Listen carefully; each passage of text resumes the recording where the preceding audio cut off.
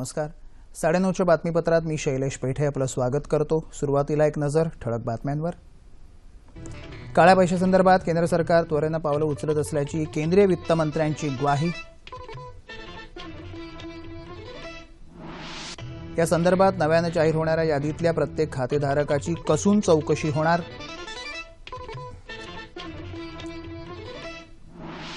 काळ्या पैशासंदर्भात 60 जणांविरुद्ध केंद्राकडून कायदेशीर कारवाई सुरू.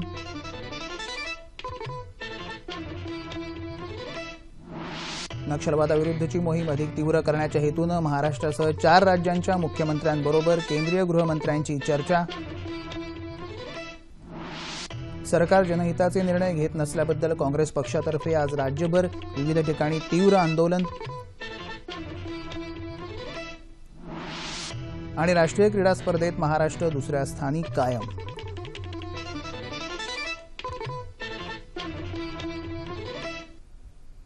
पाहूया सविस्तर वृत्त.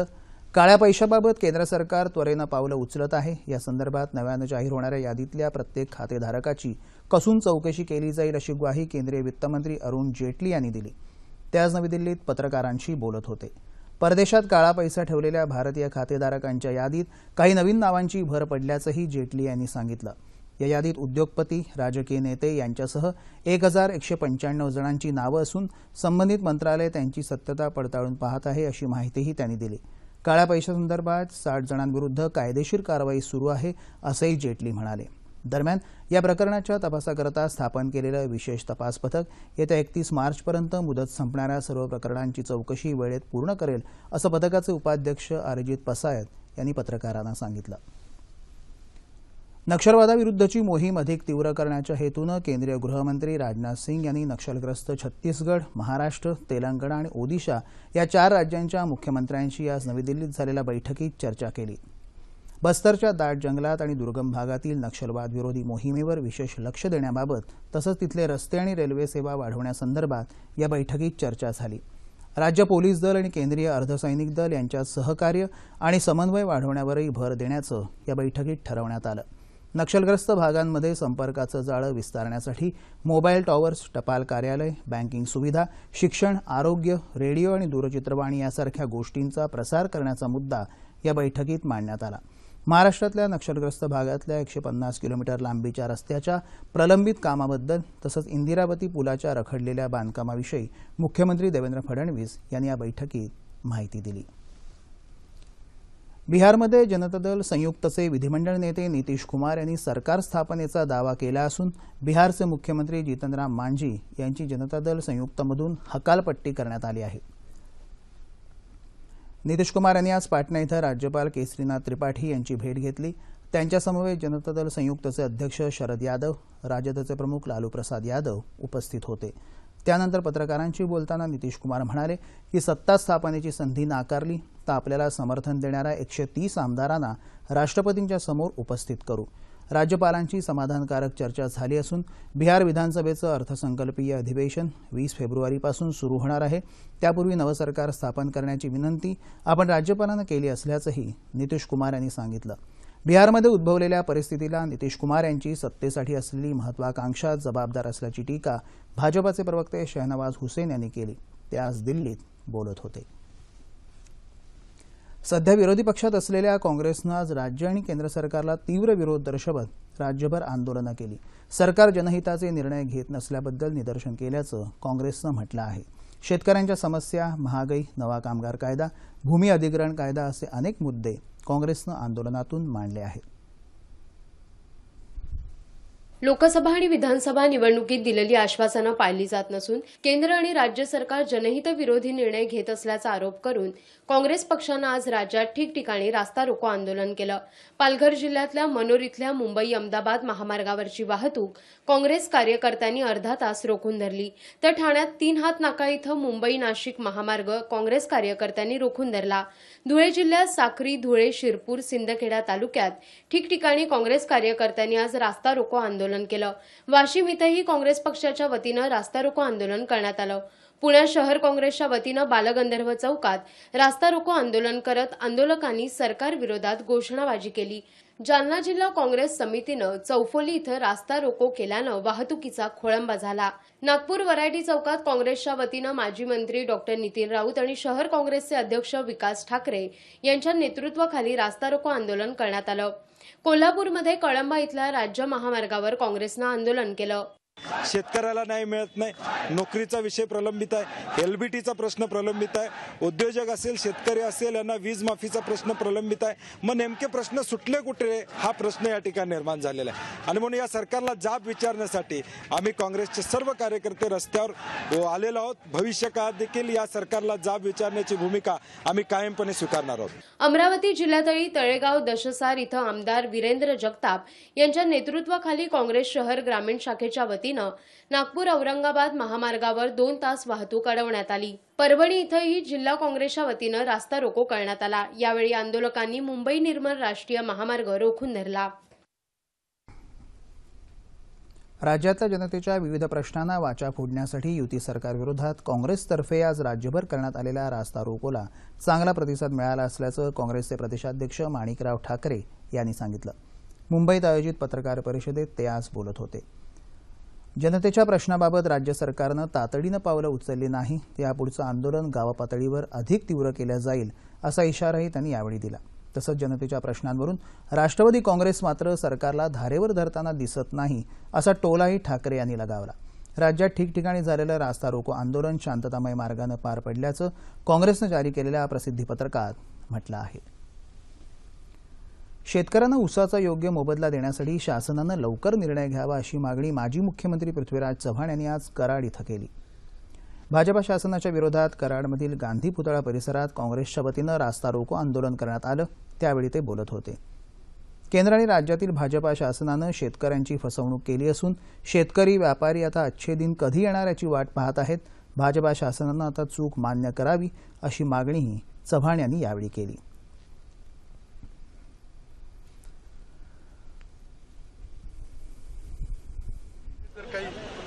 शेतकरी कारखान्यांना देता येत नाही वस्तुस्थिती आहे, त्यामध्ये काही मार्ग काढला पाहिजे। आम्ही ज्यावेळेला अशी परिस्थिती निर्माण झाली त्यावेळेला 6000 कोटीचं पॅकेज शेतकऱ्यांना, ऊस उत्पादक शेतकऱ्यांना आम्ही दिलं होतं। आज सरकारकडून त्यांचे जे सहकारी आंदोलक आहेत ते कुठे चूप बसले आहेत, त्यांच्याकडून काही प्रस्ताव पुढे येत नाही आणि आता फक्त घोषणाबाजी चाललेली आहे। हे बंद करून टाकू, तो साखरेचा साठा जप्त करू, याला तुरुंगात टाकू, त्याला करू, त्या प्रकारे सहकारी चळवळ मोडून काढण्याचे हे स्पष्ट प्रयत्न सरकारचे चाललेले आहेत, त्याची दिशा आम्हाला दिसते। नागपूर शहरात आणि ग्रामीण भागात स्वाईन फ्लूचा प्रादुर्भाव वाढत आहे, यावर त्वरित आळा घालण्यासाठी वैद्यकीय सेवेतल्या अधिकाऱ्यांनी समन्वय ठेवणं आवश्यक आहे। त्यासाठी संबंधित अधिकारी म्हणून जिल्हा शल्यचिकित्सक यांनी काम पाहावं आणि वाढत्या प्रादुर्भावाला आळा घालावा, अन्यथा संबंधितांवर कारवाई करण्यात येईल असे निर्देश नागपूर जिल्ह्याचे पालकमंत्री चंद्रशेखर बावनकुळे यांनी दिले आहेत। नागपूरमध्ये आयोजित आढावा बैठकीत ते आज बोलत होते। स्वाईन फ्लू संदर्भात जनजागृती करावी, तसंच वैद्यकीय महाविद्यालय रुग्णालयांमध्ये स्वतंत्र कक्षाची निर्मिती करावी असे आदेशही बावनकुळे यांनी यावेळी दिले। मेक इन महाराष्ट्र हे एक स्वप्न नसून पथदर्शी कार्यक्रम आहे। जोपर्यंत महाराष्ट्रात भरीव काही घडणार नाही तोपर्यंत मेक इन इंडिया बनू शकणार नाही असं प्रतिपादन राज्याचे उद्योगमंत्री सुभाष देसाई यांनी आज मुंबईत केलं। इंडियन मर्चंट चेंबरच्या वतीनं आयोजित एका परिषदेत देसाई बोलत होते। सूक्ष्म, लघु आणि मध्यम उद्योगांपुढे असलेल्या समस्या सोडवण्याच्या दृष्टीनं करण्याच्या उपाययोजनांची चर्चा या परिषदेत करण्यात आली। माहिती तंत्रज्ञान, उत्पादन, वस्तू आणि सेवा याविषयी सरकारनं नवीन धोरण तयार केलं असून त्याची अंमलबजावणी करण्यात येईल असं देसाई यांनी यावेळी सांगितलं। सूक्ष्म, लघु आणि मध्यम उद्योगांपुढील समस्या आणि त्यावरील उपाय यांचा समावेश असणाऱ्या एका पुस्तकाचं प्रकाशन सुभाष देसाई यांच्या हस्ते यावेळी करण्यात आलं। स्वच्छ भारत अभियानासोबतच स्वस्थ भारत अभियान राबवलं पाहिजे असं मत क्रिकेटपटू सचिन तेंडुलकर यांनी व्यक्त केलं। गोंदिया जिल्ह्यात आज मनोहरभाई पटेल यांच्या 109व्या जयंतीनिमित्त 16 गुणवंत विद्यार्थ्यांना सचिन तेंडुलकरच्या हस्ते सुवर्णपदक देऊन गौरवण्यात आलं। त्यावेळी त्यानं नागरिकांशी संवाद साधला। कॉमेंटेटर विक्रम साठे यांनी सचिनची मुलाखत घेतली। या कार्यक्रमाला चित्रपट निर्माते राजकुमार हिरानी, लेखक प्रसून जोशी, खासदार प्रफुल्ल पटेल, वर्षा पटेल आदी मान्यवर उपस्थित होते। ज्येष्ठ साहित्यिक भालचंद्र नेमाडे आणि इंग्रजी साहित्यिक सलमान रश्दी यांच्यातला वाद हा सध्या साहित्य विषयात गाजतोय, त्याबाबतचा हा वृत्तांत। अगदी 2च दिवसांपूर्वी मराठीतले ज्येष्ठ साहित्यिक भालचंद्र नेमाडे यांना भारतीय साहित्य विश्वातला सर्वोच्च मानाचा असा ज्ञानपीठ पुरस्कार जाहीर झाल्याची बातमी आली. नेमाडेंच्या साहित्यावर मनापासून प्रेम करणारे या बातमीनं आनंदून गेले. मात्र या आनंदावर लगेचच पाणी पडलं ते परदेशस्थ भारतीय बुकर पुरस्कार विजेते इंग्रजी साहित्यिक सलमान रश्दी यांनी नेमाडेंवर केलेल्या वैयक्तिक टीकेनं. ज्ञानपीठ पुरस्कार जाहीर झाल्यानंतर मुंबईत एका कार्यक्रमात झालेल्या भाषणात नेमाडेंनी आपल्या नेहमीच्या जुन्याच भूमिकेचा पुनरुच्चार केला होता. इंग्रजीतून लिहिणाऱ्या भारतीय लेखकांचं लिखाण हे दुय्यम दर्जाचं असल्याचं ते म्हणाले होते. ही नेमाडेंची खरं तर जुनी भूमिका आहे. मात्र रश्दींनी नेमाडेंना ज्ञानपीठ पुरस्कार जाहीर झाल्यावर त्याची दखल का घ्यावी हा खरा प्रश्न आहे. नेमाडेंच्या भूमिकेवर समीक्षणाच्या माध्यमातूनही रश्दी नाराजी व्यक्त करू शकले असते. मात्र त्यांनी वैयक्तिक पातळीवर केलेल्या टीकेमुळे नेमाडे प्रेमी निश्चितच नाराज झाले आहेत. एकंदरीतच या घटनेमुळे नेमाडे आणि वाद यांचं नातं त्यांना ज्ञानपीठ पुरस्कार जाहीर झाल्यानंतरही कायम आहे असं दिसतंय.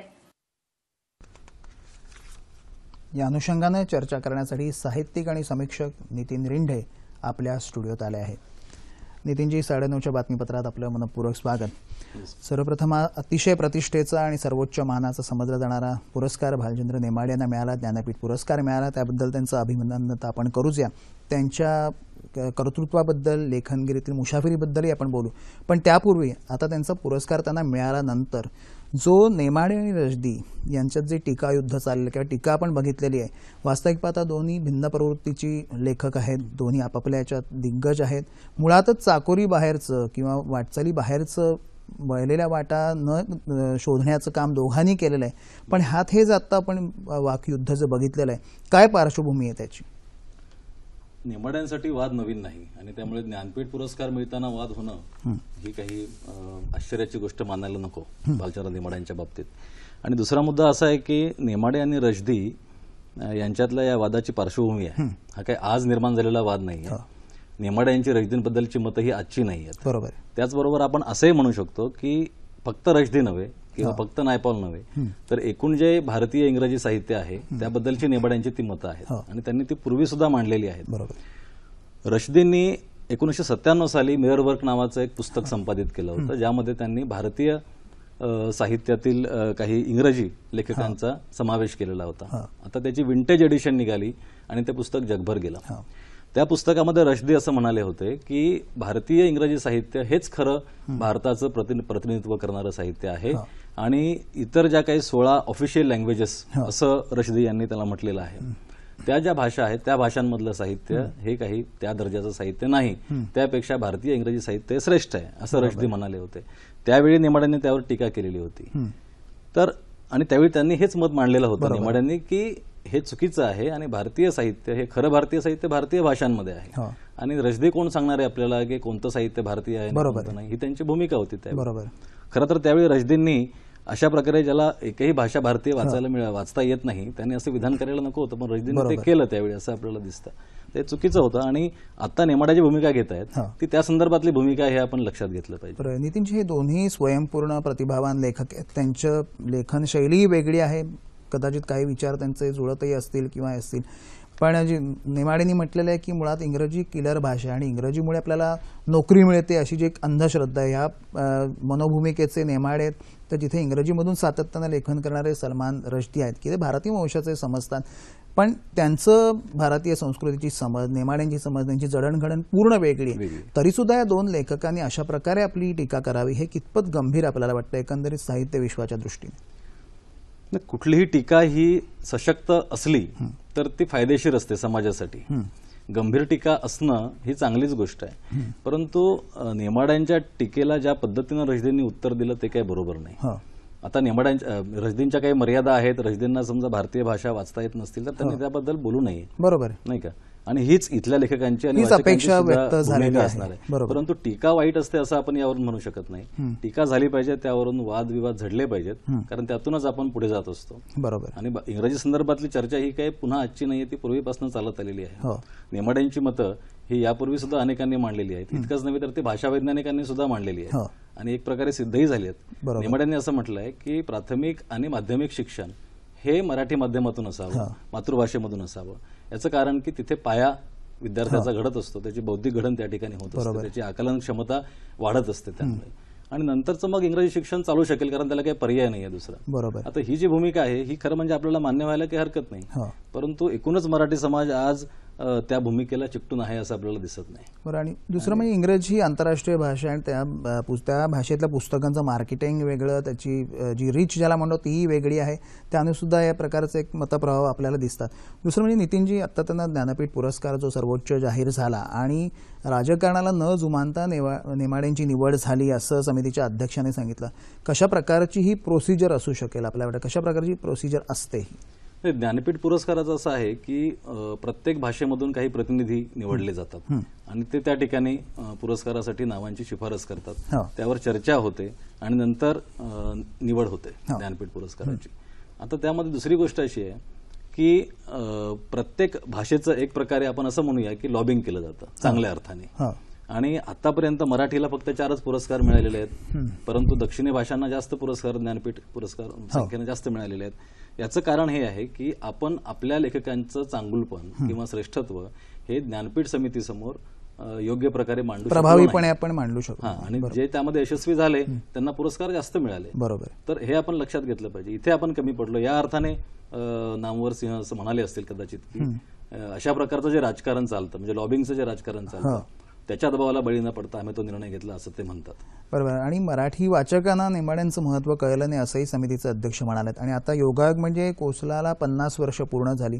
जेव्हा 50 वर्षापूर्वी ती कादंबरी आली होती तेव्हा तरुणांनी तरुणासाठी लिहिलेली कादंबरी अशा त्याचा गाजावाजा झाला होता. पण आजही 50 वर्षानंतर सुद्धा आजच्या तरुण वाचकांना सुद्धा ती कादंबरी आपलीशी वाटते. ह्यातच त्यांच्या प्रतिभेचं म्हणतात द्योतक आपल्याला म्हणता येईल. मग कोसला, बिढार, हूल, जरीला झूल अशा या कादंबऱ्या झाल्या. एक समीक्षक म्हणून, एक लेखक म्हणून कवी नेमाडे, विचारवंत नेमाडे, कादंबरीकार नेमाडे आणि व्यासंगी नेमाडे, काय वाटतं वैशिष्ट्य आपल्याला एक मराठी भाषेचा अभ्यासक म्हणून? कादंबरीकार नेमाडे म्हणून तर मोठेच आहेत. कादंबरीकार आणि कवी ही त्यांची पहिली ओळख आहे, आणि कादंबरीकार म्हणून त्यांनी जे काही कर्तृत्व आपल्या मराठी भाषेमध्ये केलेलं आहे तितकं दुसऱ्या कुठल्या कादंबरीकारांनी केलं असं आपल्याला म्हणता येणार नाही. म्हणजे कोसला ही कादंबरी लिहून त्यांनी मराठी कादंबरीला एक नवं वळण दिलं असं म्हटलं जातं, एक नवी दिशा दाखवली. बरोबर. आज ते इतक्या वर्षानंतर, म्हणजे कोसलानंतर सुमारे 50 वर्षानंतर जेव्हा हिंदू लिहितात त्यावेळी हिंदूमधून सुद्धा ते आणखी एकदा नव्या दिशेनं मराठी कादंबरी देण्याचा प्रयत्न करतात. बरोबर. म्हणजे ताकद त्यांच्यामध्ये अजून आहे लेखक. बरोबर. हे आपण लक्षात घेतलं पाहिजे. नामवर सिंहाने जे म्हटलं की मराठी लेखकांना, मराठी वाचकांना सुद्धा नेमाडे तितकेसे कळले नाहीत, ते या अर्थाने म्हटलेलं आहे. बरोबर. कारण नेमाड्यांवर अलीकडे जी टीका होते आहे त्या टीकेच्या संदर्भातलं त्यांचं ते वाक्य आहे. बरोबर. की हिंदू सारखी कादंबरी लिहिणाऱ्या नेमाड्यांना मराठी वाचक पूर्णपणे समजून घेत नाहीये, बरोबर, असं त्यांचं म्हणणं आहे. तर पुढे चालून कदाचित ते त्यांचं मोठेपण जे आहे ते सिद्ध होऊ शकेल. बरोबर बरोबर. एक मराठी भाषेचा अभ्यासक म्हणून आपण जेव्हा अनेक तरुण विद्यार्थ्यांशी वगैरे आपण बोलता किंवा आता नेमाड्यांची लेखनशैली हे त्यांच्यावर काय प्रकारचा परिणाम केलेला आहे असं आपल्याला वाटतं? एक एवढ्या वर्षातला जो आपण त्यांचा लेखन प्रवास बघितला, कसं समाज मनावर प्रभाव त्यांच्या कादंबऱ्यांनी किंवा त्यांच्या एकूण लिखाणाने टाकलेला आहे असं वाटतं? मर्मस्थळ काय? नेमाड्यांच्या कादंबऱ्यांचे नायक जे असतात ते फारच प्रभावी असतात. म्हणजे वाचक त्या नायकांच्या प्रेमात पडतो. कोसलाचा पांडुरंग सांगवीकर असेल किंवा पुढच्या कादंबऱ्यांचे चांगदेव पाटील असेल किंवा हिंदूचा खंडेराव असेल, ते नायक अशा पद्धतीने उभे करतात की त्या नायकाची बारीक सारीक वैशिष्ट्य ही त्या वाचकाच्या मनात खोलवर रुजतात आणि तो आयुष्यभर त्या नायकापासून दूर जाऊ शकत. कोसलाचा प्रभाव तर विलक्षण होता. कोसलाच्याच भाषेत लोक बोलत असत आणि त्याच्याच पद्धतीने विचार करत असत, त्यामुळे तो प्रभाव तर होताच. परंतु नंतरच्याही नायकांचा, नेमाड्यांच्या प्रभाव असा आहे की त्यांना कोणी विसरू शकत नाही. आणि या अर्थाने सुद्धा आपण असं म्हणू शकतो की मराठी कादंबरीत काही नवी मिथकं त्यांनी नायकांच्या रूपाने निर्माण नक्कीच केलेली आहेत. बरोबर. नेमाड्यांचे कॉन्टेम्पररी किंवा आता प्रत्येक साहित्यिकाचं भूमिका वेगळी असते. आत्मप्रेरणेला ते प्रमाण मानूनच ते लिहितात, कुठलाही साहित्यिक लेखक असो. असे कॉन्टेम्पररी लेखक आपल्याला मराठी साहित्यात आपल्याला कोणते वाटतात? या प्रत्येकाचं कॉन्ट्रीब्युशन प्रत्येक दशकात आपण पाहिलेलं आहे. पुष्कळ आहे. जसं नेमाड्यांनी सुद्धा आता ज्ञानपीठ ज्यावेळी मिळालं त्यावेळी त्यांनी असं म्हटलंय की कोलटकर, अरुण कोलटकर, भाऊ उपाध्याय, दिलीप चित्रे, विजय तेंडुलकर ह्या लेखकांना खरं तर मिळायला पाहिजे होतं.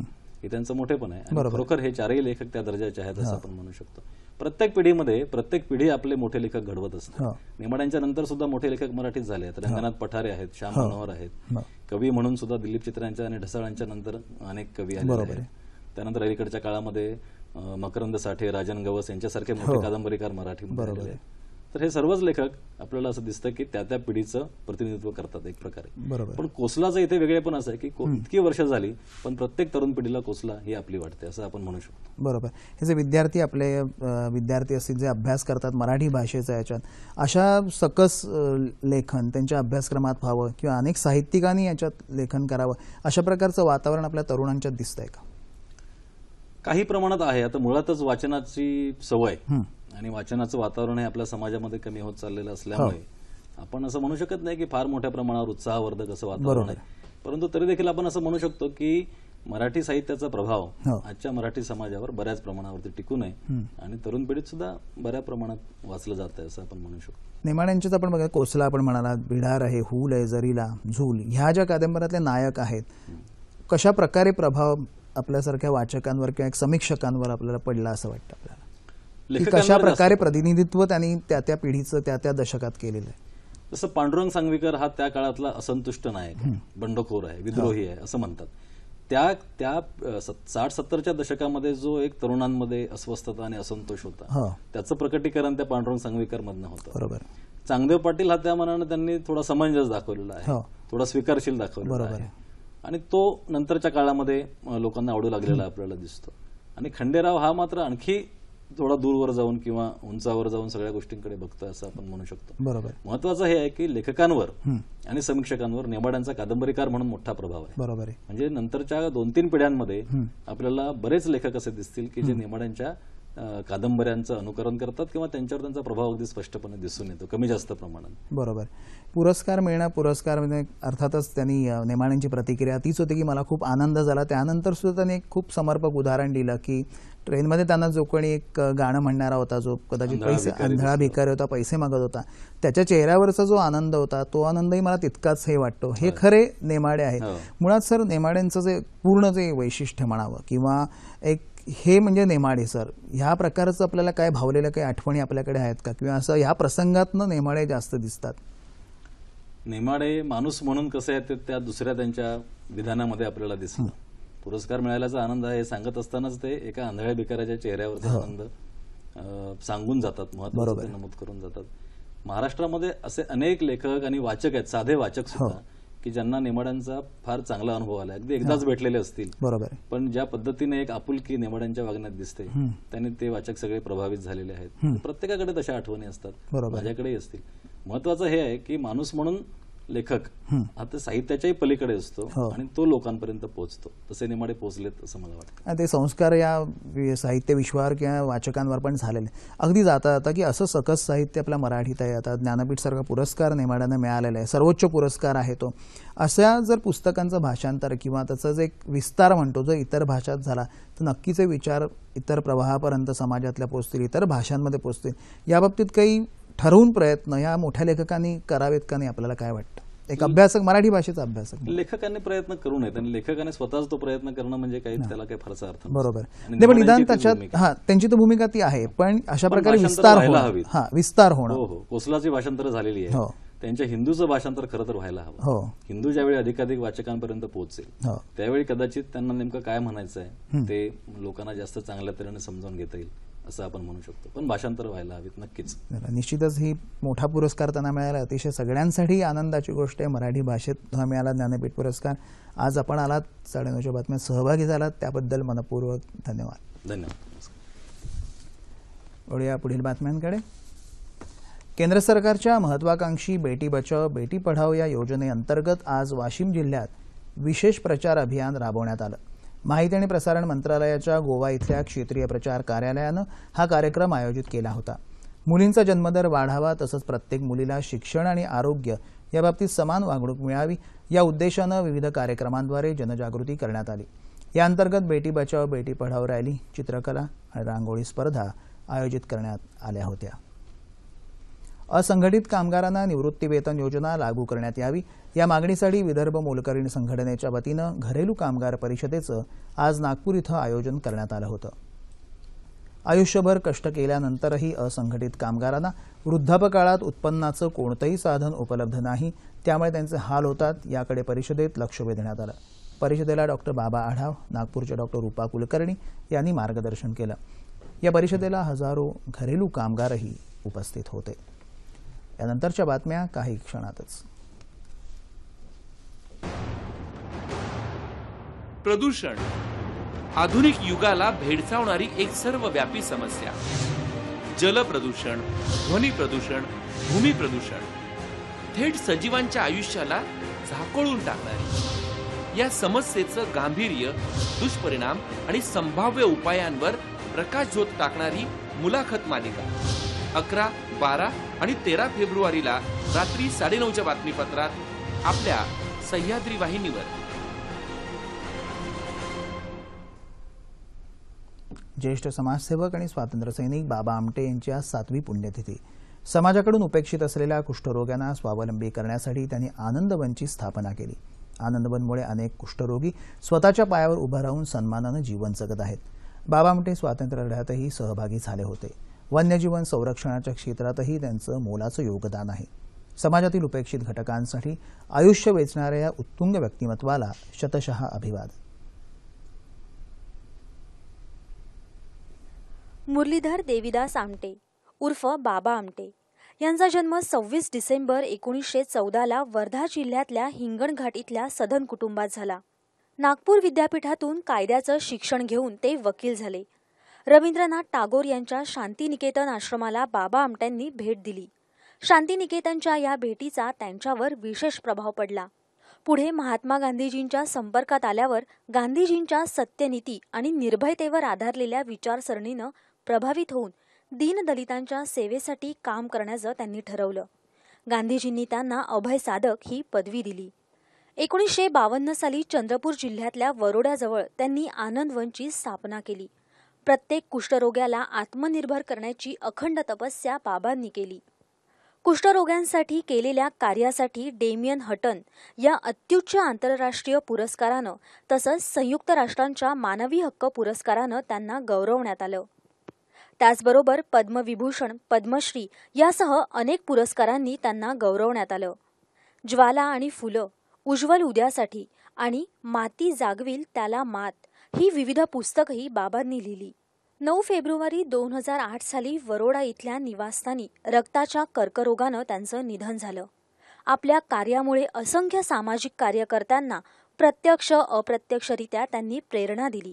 त्यांच्या या कार्याची प्रेरणा घेऊन हे कार्य पुढे चालू ठेवावं हीच त्यांना आजच्या दिवशी श्रद्धांजली. केरळ इथं सुरू असलेल्या 35व्या राष्ट्रीय क्रीडा स्पर्धांमध्ये ॲथलेटिक्स या क्रीडा प्रकारातल्या सामन्यांना आजपासून सुरुवात झाली. पदक तालिकेत सर्वाधिक सुवर्णपदकं मिळवून सैन्य दलानं आपलं पहिलं स्थान अबाधित राखलं असून त्याखालोखाल महाराष्ट्रानं एकूण 96 पदकं पटकावून दुसऱ्या स्थानावर आपलं वर्चस्व कायम ठेवलं आहे. महाराष्ट्राच्या खात्यात 27 सुवर्ण, 40 रौप्य आणि 29 कांस्य पदकं जमा झाली आहेत. महाराष्ट्रानंतर हरियाणा आणि केरळ या राज्यांनी अनुक्रमे 3रा आणि 4था क्रमांक पटकावला आहे. हवामान. येत्या 24 तासात उत्तर मध्य महाराष्ट्रात तुरळक ठिकाणी हलका पाऊस पडण्याची शक्यता असून उर्वरित राज्यात हवामान कोरडं राहील असा अंदाज हवामान विभागानं वर्तवला आहे. तापमान अंश सेल्सिअसमध्ये मुंबई कमाल 33, किमान 14, नागपूर 28-17, पुणे 31-10, औरंगाबाद 31-16, नाशिक 29-10, कोल्हापूर 32-17, रत्नागिरी 33-15, सोलापूर 34-19 आणि अमरावती कमाल 29 तर किमान 16. ठळक बातम्या पुन्हा एकदा. काळ्या पैशासंदर्भात केंद्र सरकार त्वरेनं पावलं उचलत असल्याची केंद्रीय वित्तमंत्र्यांची ग्वाही. या संदर्भात नव्यानं जाहीर होणाऱ्या यादीतल्या प्रत्येक खातेधारकाची कसून चौकशी होणार.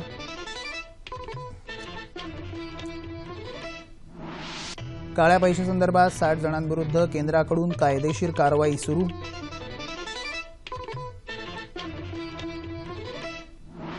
नक्षलवादाविरुद्धची मोहीम अधिक तीव्र करण्याच्या हेतूनं महाराष्ट्रासह 4 राज्यांच्या मुख्यमंत्र्यांबरोबर केंद्रीय गृहमंत्र्यांची चर्चा.